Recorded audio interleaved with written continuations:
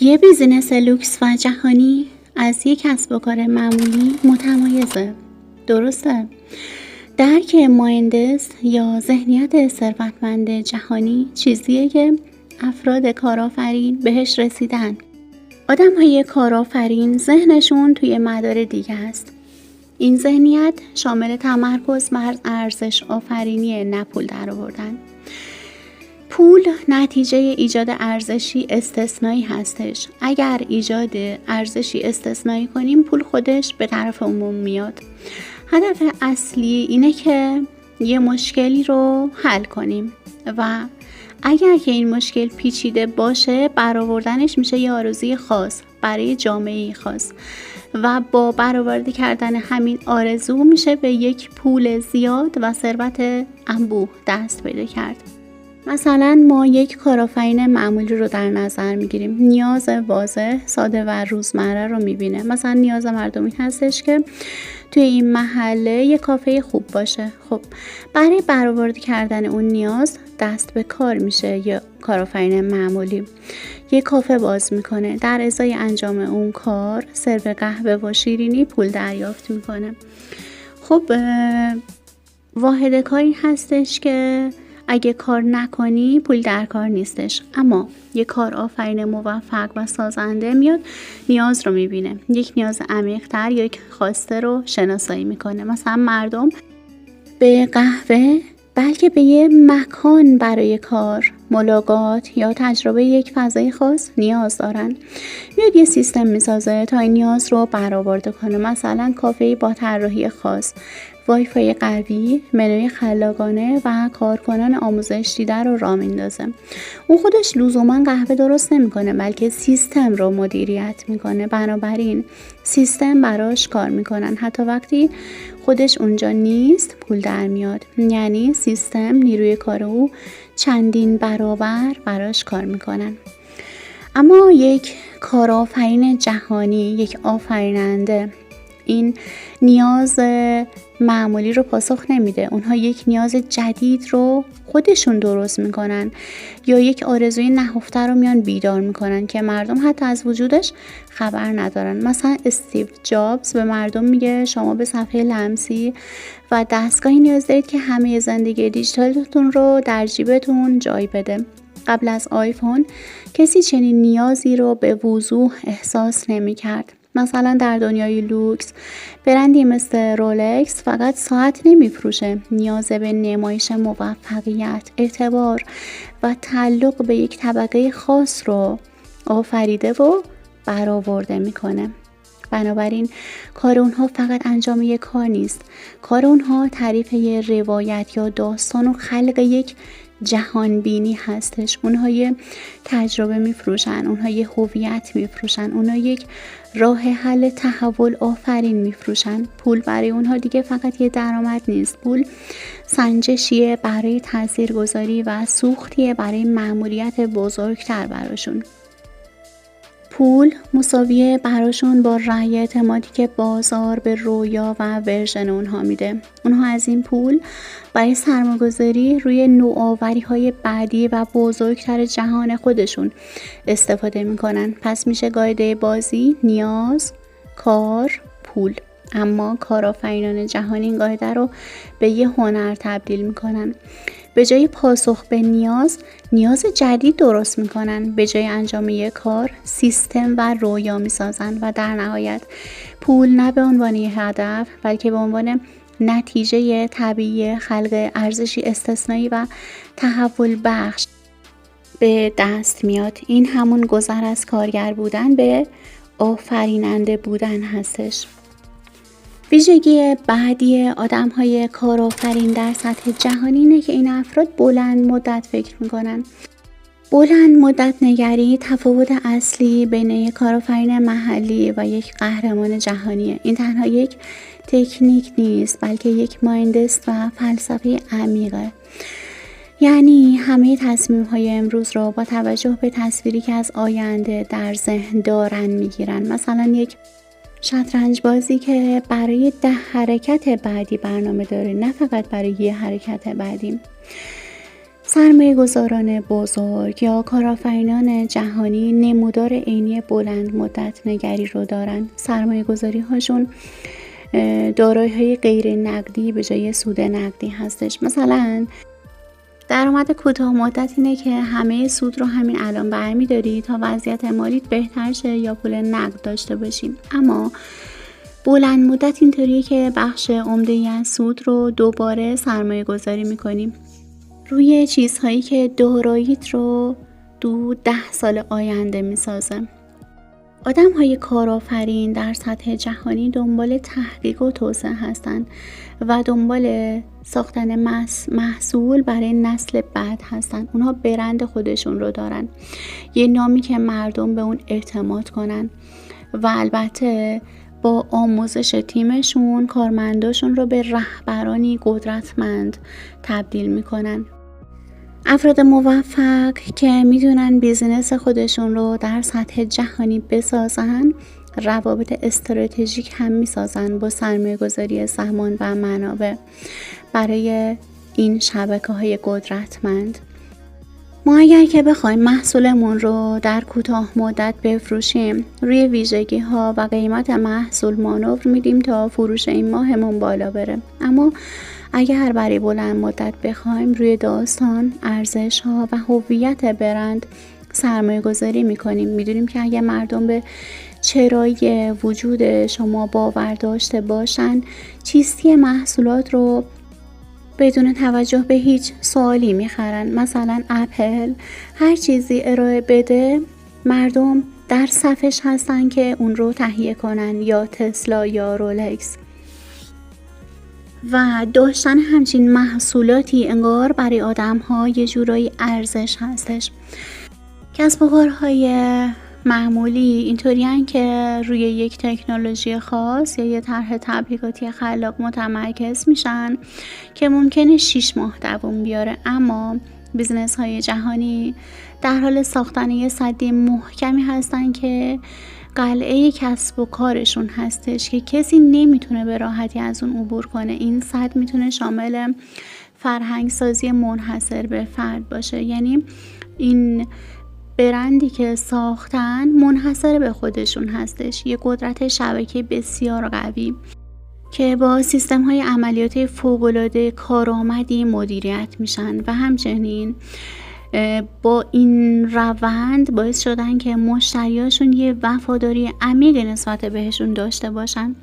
سرمایه گذاری های کوتاه از هر شکستی فرار میکنه چون به ضرر مالی فوریش نگاه میکنه، اما بیزنس های جهانی شکست رو به عنوان هزینه تحصیل میبینن. اونها حاضرن امروز پولی رو از دست بدن تا درس یاد بگیرن که در 10 سال آینده میلیاردها ارزش براشون خلق کنه. و اینکه آدم‌های معمولی، کسب و کارهای معمولی، کسب و کارشون وابسته به حضور خودشون هستش. اگه من نباشم همه چیز از هم میباشه. اما بیزنس های جهانی از روز اول در حال ساختن سیستمی هستن که حتی بعد از اونها نیز به کار خودشون ادامه بده. اونها به یک میراث، این فکرشون تبدیل به یک میراثی از خودشون میشه.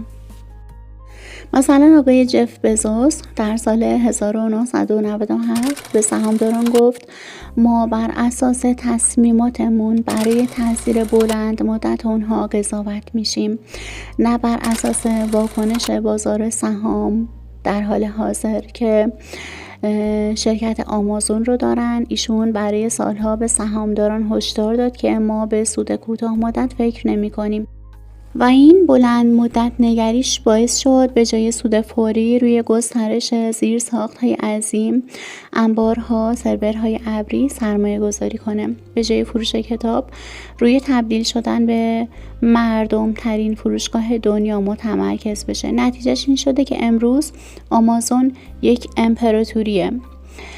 پس بلند مدت نگری یک قمار حساب شده است. این جسارت رو به شما میده که در برابر وسوسه پاداش فوری مقاومت کنید و روی پاداش عظیم آینده شرط بندی کنید. این هنر معامله با زمان هستش.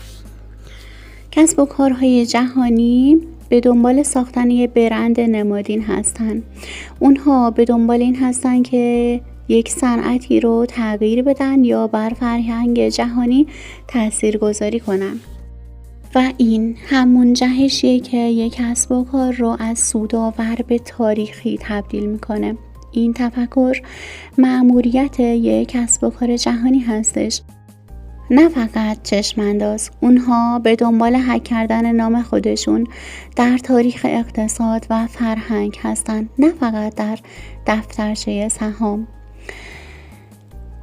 افرادی با بیزنس های جهانی به دنبال یه برند نمادین هستن، فراتر از یه لوگو یا یه شعار. این برندها به یک نماد فرهنگی تبدیل میشن. اونها یه آرمان رو نمایندگی میکنن. مثلا تسلا تنها فروشنده ماشین برقی نیست، بلکه نماد گذار به انرژی پایدار و آینده نگری هستش. یا مثلا اپل تنها فروشنده گوشی و لپتاپ نیست، نماد خلاقیت، طراحی مینیمال و شکستن مرزهای ممکن هستش. یا نایک تنها فروشنده کفش ورزشی نیست، نماد عملگرایی و رسیدن به قله توانایی‌های فردی هستش. پس مشتریان این برندها رو نمیخرن، به اونها میپیوندن. اونها بخشی از هویت و باورهای خودشون رو در این برندها ابراز میکنن. آدم‌های تاثیرگذار و بیزنس‌های موفق در سطح جهان به دنبال بهبود 10% نیستن، به دنبال اختراع دوباره کامل قواعد بازی هستن. اینها از مدل کسب و کار سنتی خودشون رو به یک صنعت تبدیل میکنن و از نابودی مدل قبلی هم نمیترسن. مثلا اسپاتیفای صنعت موسیقی رو متحول کرد، یا نتفلیکس صنعت سرگرمی رو دگرگون کرد. اونها مشکل رو از ریشه حل میکنن، به جای ساختن اسب سریعتر اونها ماشین میسازن. و البته بر فرهنگ جهانی هم تاثیر میذارن که این بالاترین سطح موفقیت برای برند هستش. وقتی کسب و کاری در فیلم ها و ترانه ها ظاهر شن، روی زبان ها و ضرب المثل مردم جاری شن، سبک زندگی نسل ها رو تعریف کنن، خیلی موفقیت بزرگیه. مثلا کوکاکولا یه نوشیدنی نیستش، یه جور شادی اشتراکی و آمریکایی سازی در فرهنگ جهانی هسته و کلی مثال های دیگه. اما چطوری به این هدف رسیدن؟ خب این موفقیت بزرگ یه شب اتفاق نمیافته. مسیر اونها شامل مراحل زیادی هستش. مثلا یک چرایی برای اونها تبدیل شده به یک انقلابی بزرگ. ما این کار رو میکنیم تا پاسخی که میدن دنیا رو تکون میده.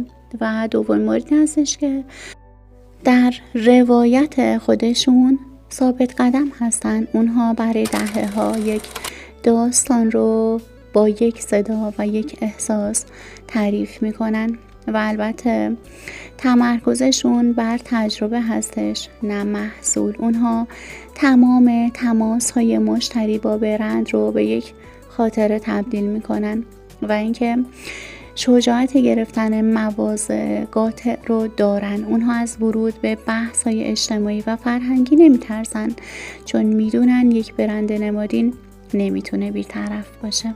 بنابراین کسب و کارهای جهانی خالق موج هستن. اونها سوار بر موج نیستن، اونها خودشون خالق هستن. اونها به دنبال ساختن یک جهان حول محور برند خودشون هستن، جهانی که مردم دوستش داشته باشن و توی اون زندگی کنن و بهش تعلق داشته باشن. این هدف نیست که تو برنامه ریزی مالی 1 ساله بگنجه. این یک مأموریت مادام العمر هستش و این همون چیزیه که نام اونها رو برای همیشه در تاریخ ثبت میکنه. و البته آدم های موفق، بیزنس های جهانی شبکه سازی های استراتژیکی دارن. اونها با افراد برتر ارتباط برقرار میکنن. اونها میدونن که ثروت واقعی در شبکه ارتباطاتشون نهفته هستش. اونها با دیگر بازیگران اصلی، متفکران و هنرمندان سطح بالا در ارتباط هستن. بله، ثروت واقعی در شبکه ارتباطاتشون هم نهفته هستش. این شبکه سازی استراتژیک قلب تپنده حرکت در سطح جهانیه. این دیگه شبکه سازی معمولی یا نتورکینگ نیست، این یه مهندسی اکوسیستم هستش. اما این شبکه سازی چه شکلیه و با شبکه سازی های معمولی چه فرقی داره؟ توی شبکه سازی معمولی هدف جمع کردن مخاطبه، اما تو شبکه سازی استراتژیک جهانی هدف ساختن یک ابرمغز جمعی هستش. توی شبکه سازی معمولی معیار تعداد کانکشن ها هستش، اما توی استراتژیک جهانی معیار عمق و کیفیت چند نفر کلیدی هستش. و تو شبکه سازی معمولی حوزه معمولا در صنعت خود فرد هستش، اما توی شبکه سازی استراتژیک جهانی حوزه فراصنعتی، حالا تکنولوژی، هنر، سیاست و علم هستش. و نتیجهش چی میشه؟ نتیجه شبکه سازی معمولی میشه معاملات بیشتر، اما تو شبکه سازی استراتژیک جهانی نتیجه میشه که دسترسی به فرصت‌های غیر ممکن و خلق ایده های انقلابی. بنابراین اونها دقیقاً میدونن با چه کسانی ارتباط برقرار کنن و چرا. مثلا میان با بازیگران اصلی صنایع دیگر ارتباط برقرار میکنن، چون بزرگترین فرصت ها در تقاطع صنایع مختلفی که به وجود میاد. مثلا ارتباط مالک یه برند لوکس با یه مدیر فناوری پیشرفته میتونه به همکاری در ساخت محصولی هوشمند و انقلابی منجر بشه. و همچنین با متفکران سطح بالا ارتباط برقرار میکنن، چون این افراد چراغ مسیر هستن. اونها روندهای کلان رو میبینن و میتونن نقشه یه راه آینده رو ترسیم کنن. مثلا یه کارآفرین با یه فیلسوف یا یه آینده پژوه مشورت میکنه تا بفهمه انسان در 20 سال آینده به چه چیزهایی ارزش خواهد داد. و همچنین با هنرمندان صاحب سبک هم ارتباط برقرار میکنن، چون برندهای جهانی تنها با منطق و اعداد ساخته نمیشن، با احساس و زیبا شناسی هم ساخته میشن. هنرمندان روح و روایت رو به یه کسب و کار تزریق میکنن. مثلا یه همکاری یه برند ماشین سازی با یه مجسمه ساز یا موسیقیدان بزرگ برای خلق یک هویت صوتی و بصری منحصر به فرد هستش. بنابراین میتونه اون برند ماشین رو با همون خلق یک هویت صوتی و بصری به نحوی منحصر کنه که واقعا در جهان شناخته شده باشه. خب حالا بیاید ببینیم که اونها این شبکه رو چطوری میسازن و چه شکلی حفظش میکنن. این کار به شدت عمدی و هدفمند هستش. اونها در اتاقهای درست حاضر میشن. اونها به سراغ رویدادهای انتخابی، کنفرانس‌های خاص و حلقه‌های خصوصی میرن که فقط توسط دعوتنامه قابل دسترسیه. اونها ارزش پیشکش میکنن، نه درخواست. وقتی با یه فرد برتر ارتباط برقرار میکنن، اول یه ایده، یه معرفی مفید یا یه کمک بی‌منت بهش ارائه میدن. رابطه رو با برد شروع میکنن، نه درخواست. و اینکه اونها نگهدارنده رابطه هستن. ارتباطشون یک باره و فرصت طلبانه نیست. اونها به طور مستمر و اصیل ارتباطشون رو حفظ میکنن و میشن یه مرکز ثقل. به مرور زمان خودشون به قدری قدرتمند میشن که دیگران تمایل دارن به شبکه اونها وصل بشن و نتیجه نهایی میشه که این شبکه سازی استراتژیک یه ضریب فزاینده قدرتمند بر تمام دارایی های اونها میزنه. مثلا میتونن که به سرمایه دسترسی پیدا کنن، میتونن سرمایه گذارانی در سطح جهانی پیدا کنن، میتونن بهترین و باهوشترین افرادها رو جذب کنن، بنابراین میتونن به استعدادهای جهانی دست پیدا کنن، میتونن با باز کردن درهایی برای دیگران که قفله از این طریق به بازارهای جهانی دست پیدا کنن و همچنین میتونن که در جریان ایده های انقلابی قبل از همه قرار بگیرن و به راحتی به ایده های ناب دسترسی داشته باشن. در نهایت این شبکه ارتباطیه که یک کسب کار خوب رو به یک امپراتوری غیر قابل توقف تبدیل میکنه. این همون رمز موفقیتیه که توی کتاب ها دیده نمیشه، اما در پشت صحنه تمام ابرقدرت های اقتصادی جهان در جریان هستش. و البته نکته بعدی این هستش که کارآفرینان در سطح جهانی به حواشی و شلوغی های روزمره توجهی ندارن. اونها انرژی ذهنی خودشون رو بر روی چیزهایی که در کنترلشون نیست هدر نمیدن و بر روی اجرای نقشه خودشون متمرکز میمونن. و شاید این یکی از قدرتمندترین و در عین حال سخت‌ترین رفتارهای کارآفرینان جهانی باشه. این تمرکز یه ابرقدرته توی دنیایی که هر ثانیه با هزاران محرک، نوتیفیکیشن، اخبار منفی، شبکه‌های اجتماعی، حرف مردم بمباران میشیم. توانایی فیلتر کردن حواشی و قفل شدن روی نقشه اصلی واقعا راه رو جدا میکنه. حواشی و شلوغی‌های روزمره دقیقاً چه چیزایی هستن؟ اینها قاتلان خاموش تمرکز و انرژی هستن. اخبار و شایعات پایان ناپذیرن.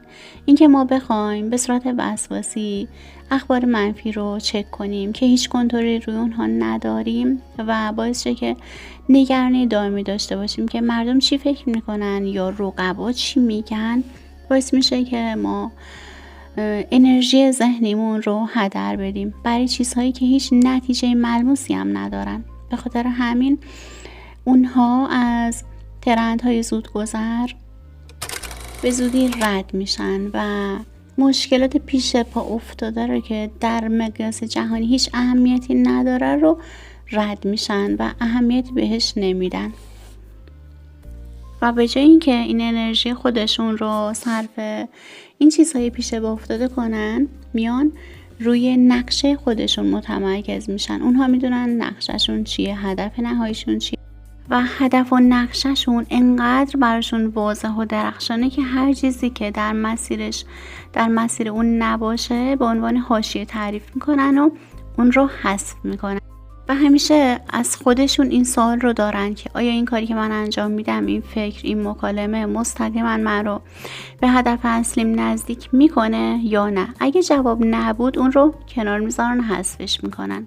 حتی به عمد یه دیوار دور ذهن خودشون میکشن. این دیوار از ورود سر و صداها، نظرات بی اساس و انرژی های منفی جلوگیری میکنه. اونها انتخاب میکنن که به چه چیزی توجه کنن و چه چیزی توجه نکنن. این مهارت فعاله، نه یه حالت منفعل.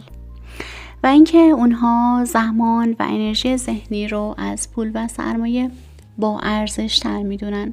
پول رو میشه دوباره به دست آورد، اما زمان و تمرکز از دست رفته رو هرگز. اونها به همه و از همه مهمتر به خودشون نگفتن رو بلدن.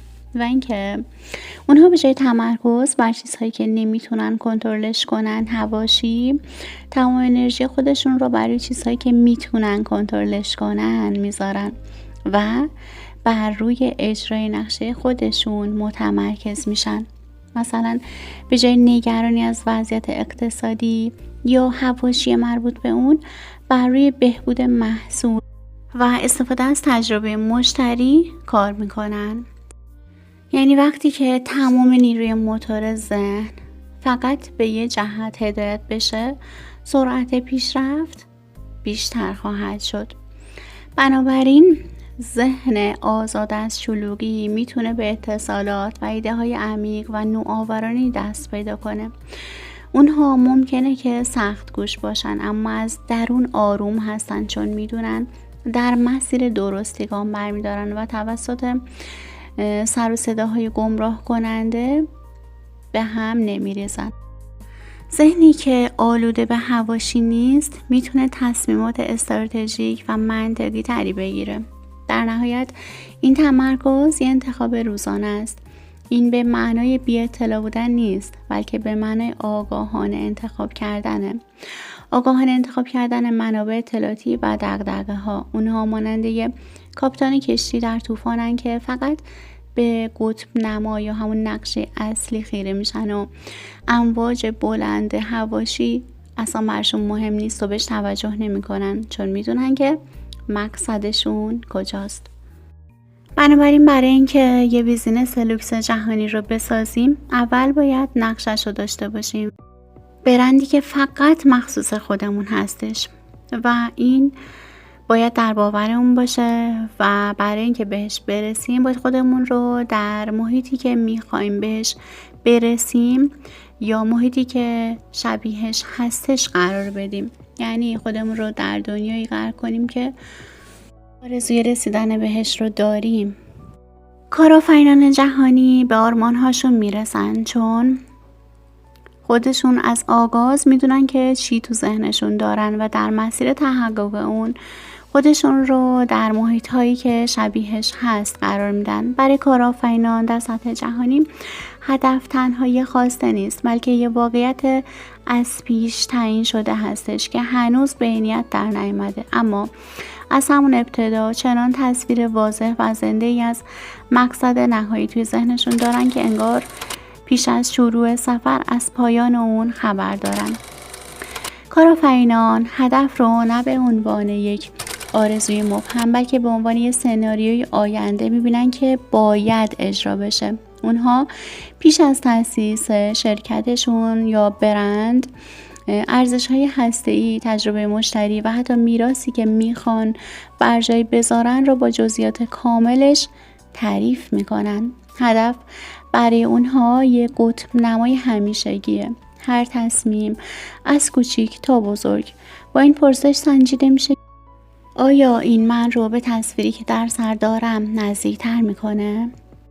به خاطر همین به صورت استراتژیک خودشون رو غرق در رویاهاشون میکنن، در اون دنیای هدفی که میخوان بهش برسن. اونها به یه اصل ساده اما عمیق عمل میکنن. برای خلق یک دنیا اول باید توی اون دنیا زندگی کرد. بنابراین خودشون رو عمدن و هوشمندانه در محیط‌های قرار میدن که نماد دنیاییه که قصد ساختنش رو دارن.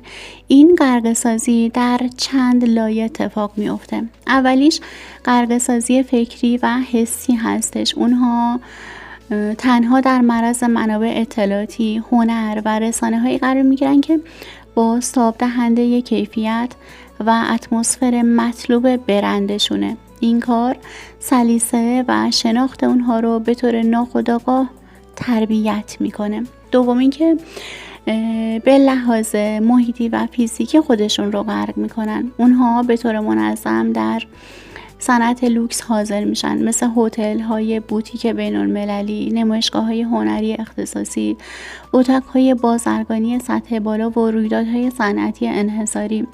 حضور توی این فضاها برای اونها یک تحقیق میدانی دائمی هستش و اونها خودشون رو به طور هدفمند در حلقه های اجتماعی افرادی قرار میدن که یا ساکنان دنیای هدف هستن یا معماران اون هستن. اونها با هنرمندان سرشناس، مدیران عامل و صنایع همسو و متفکران پیشرو معاشرت میکنن، نه برای معامله بلکه برای جذب زبان، استانداردها و ذهنیت.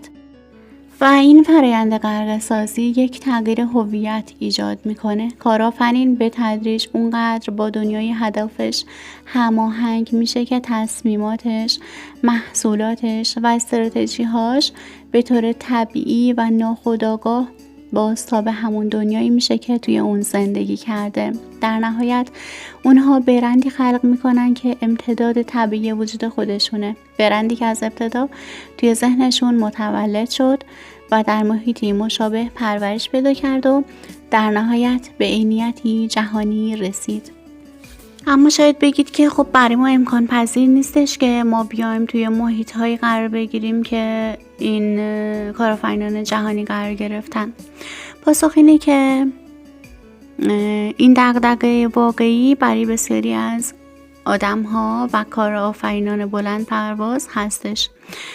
اما یک کاری میشه انجام داد و اینکه میشه روش رو تغییر داد. این مرحله تحقیق و توسعه شخصی با بودجه کم هستش که چند تا راهکار هستش که من اینجا پیشنهاد میدم. اولین راهکار این هستش که خودمون رو در فرآیند غرق‌سازی مجازی قرار بدیم. مثلا مثل یه مردم شناس دیجیتال عمل کنیم که در حال مطالعه یه فرهنگ خاص هستش. اول هدف رو مشاهده کنید. بله، هدفی که ما در سر داریم رو میتونیم توی فضای مجازی مشاهده کنیم. بعد دنبال پروفایل های خصوصی طراحان، مؤسسان برندهای لوکس و کلکسیونرهای هنری بگردیم. اینجاست که سبک زندگی واقعی رو میبینیم، نه نمایش تحریف شده عمومی. یعنی به توجه کنیم که واقعا این افراد، این فرد هدف من به چه شکلی داره زندگی میکنه، بعدش چه کتابهایی رو میخونه، چه هنری روی دیوارش هست، چه موسیقی رو گوش میکنه و چطوری صحبت میکنه، از چه کلماتی برای توصیف چیزها استفاده میکنه. مثلا به جای گران میگه با ارزش یا انحصاری. و اینکه متوجه بشیم که به چه چیزهایی اهمیت میده، ارزش گذاریش توی زندگی چیا هستن. مثلا به پایداری محیط زیست، استادی در کار، حریم خصوصی یا اصالتش به چه چیزهایی ارزش گذاری میکنه. و اگر که ما اینها رو بدونیم و توجه داشته باشیم که چه محتواهایی رو میبینه، میپسنده و دنبال میکنه، کم کم میتونیم که شبیهش بشیم. اما شبکه‌های اجتماعی فقط یه بخش از این قضیه هست. ما باید بیشتر و عمیق‌تر دنبال رفتارهایی باشیم که این فرد هدف ما انجام میده. مثلا چه مستندهایی رو میبینه، چه پادکست هایی رو گوش میکنه و چه کتابهایی رو مطالعه میکنه. ما میتونیم با حتی مطالعه کردن زندگی نامه هاشون شبیهشون بشیم. اینجا میخوام از یک قانون روانشناختی قدرتمند که علم هم تاییدش میکنه استفاده کنم. طوری رفتار کن که انگار اون شخص هستیم تا در نهایت بهش تبدیل بشیم. این فرآیند اینطوریه که اگر ما خودمون رو شبیه چیزی بدونیم، مغز فریب میخوره. وقتی شما عمدن طوری عمل میکنی که فکر میکنی و صحبت میکنی که انگار اون کارآفرین جهانی هستی، مغزت شروع به ایجاد مسیرهای عصبی جدیدی میکنه. به مرور زمان این رفتارهای مصنوعی تبدیل به ویژگی‌های ذاتی و طبیعی تو میشن. و چون تو خودت باور میکنی، دیگران هم باور میکنن. وقتی شما خودتون رو باور دارید، حتی اگه در ابتدا تظاهر باشه، این یه جور اعتماد به نفس و اطمینان رو به دیگران منتقل میکنه. اونها شروع به برخورد با شما به عنوان یه بازیگر اصلی میکنن و این بازخورد خارجی باور درونیتون رو تقویت میکنه و اینکه فرصت ها به سمت هویت جدیدتون جذب میشه. اگه مثل یه بازیکن محلی فکر کنید و عمل کنید، فقط فرصت های محلی رو میبینید و جذب میکنید. اما اگه مثل یه بازیکن جهانی فکر کنید، ناخودآگاه شروع به دیدن فرصت های جهانی میکنید و اون فرصت ها نیز شما رو پیدا میکنن. پس چطوری ادا در آوردن رو به یه استراتژی تبدیل کنیم؟ باید ما خودمون رو شبیه کنیم، ولی شبیه سازی هوشمندانه. یعنی باید آداب معاشرت و زبان بدن اون فردی رو که میخوایم بهش شبیه بشیم رو کپی کنیم، که چطوری راه میره، چطوری دست میده، چطوری گوش میکنه. عادتهای روزانش رو تقلید کنیم، مثل سحرخیزی، مطالعه، برنامه ریزی های استراتژیک و مدیریت زمانی که داره رو، و همچنین مدیریت انرژیش رو. و همچنین بدونیم که چه تصمیماتی رو میگیره، چه تصمیماتی براش مهم هستن و همین تصمیماتی که نقشه های بلند مدت رو براش میسازن. به اینها توجه کنیم و سعی کنیم که شبیهش رفتار کنیم. بنابراین در ابتدا اولش ممکنه که مصنوعی به نظر برسه، ولی مثل زمانی که یه لباس جدید میپوشیم و در روز اول بهش عادت نداریم، اما بعد از مدتی اون لباس جدید میشه لباس همیشگیمون. پس میشه که شکل دهی به ظاهر به تدریج بر ماهیت درونی ما تاثیر میذاره. شبیهش رفتار کنیم تا واقعا شبیهش بشیم. اما اجازه بدید اینجا یه نکته رو بگم. خب من اگه یه هدف خیلی عالی رو در نظر دارم که فعلا دسترسی بهش آسون نیست و شاید با رعایت همه این نکاتی که تو این اپیزود گفتم در دراز مدت بخوام بهش برسم، انشالله که بهش برسم، اما الان در کنار رعایت این اصول میخوام که یه هدف نزدیکتری رو باش ارتباط برقرار کنم. این یه استراتژیه، شاید یه استراتژی ضروری، انگار یه جورایی از اصل پله‌های پلکانی استفاده میکنیم. خب نمیتونیم که یک باره به پشت بوم بریم، اما میشه که از پله‌ها یکی بعد از دیگری بالا بریم. خب این میشه انگار یه جورایی استراتژی هوشمندانه و قدرتمند. پیروزی‌های کوچیک سوخت روانی ما رو واقعا میسازن.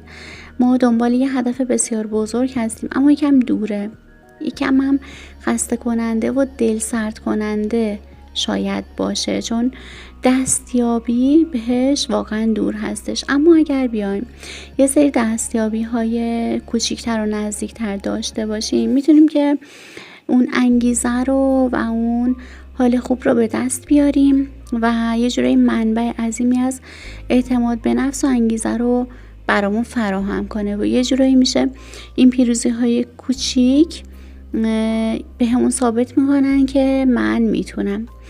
بنابراین با تمرکز به یه هدف نزدیکتر ما در حال به دست آوردن یه سری مهارت ها، دانش و شبکه‌ای هستیم که برای هدف اون نهاییمون حیاتی هستش، اما توی یک محیط قابل کنترل تر و با ریسک کمتر.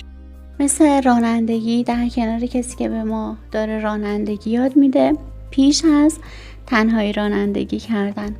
و موفقیت میاره وقتی ما روی یک هدف نزدیک تمرکز میکنیم و بهش میرسیم.